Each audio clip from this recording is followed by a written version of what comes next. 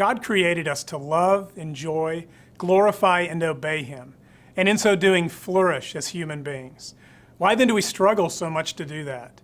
Like an incredibly sophisticated piece of machinery that's broken, we don't operate the way we were designed to because of the fall. What's the fall? God created humans with the capacity to keep His law perfectly, but that was lost when the first human and representative of the human race, Adam, chose to rebel and disobey God. He fell into a condition of sin and dragged all of us with him. The Bible describes that condition in a variety of ways: spiritual rebellion, blindness, illness, bondage, and death. How does it affect us today? As a result of the fall, we're not just spiritually impaired, but incapacitated. We're not just weak, but without any innate power to obey God's law and glorify Him. We're estranged from our Creator and one another and the rest of creation. In this spiritually disabled condition, we're not only unable to obey God's law in our actions and words, but even in our thoughts, attitudes, and motivations. As the prophet Jeremiah put it, the heart is deceitful above all things and beyond cure. Who can understand it? And so we stand alienated and guilty before the holy God of heaven and earth.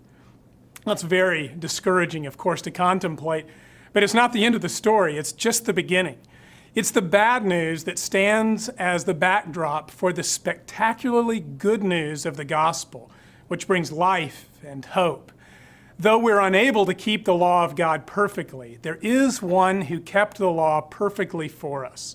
Jesus faithfully obeyed His Father, even to the point of death on the cross, so that we who trust alone in Him might no longer live under the guilt, power, and bondage of sin, but be set free.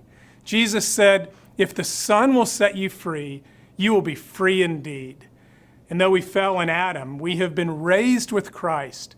We're confident that the God who raised Jesus from the dead is lovingly at work in us and won't let us go until the day when He will bring us into His everlasting presence in glory, where we will no longer struggle. There we will finally, fully, and freely obey the one who made us and redeemed us.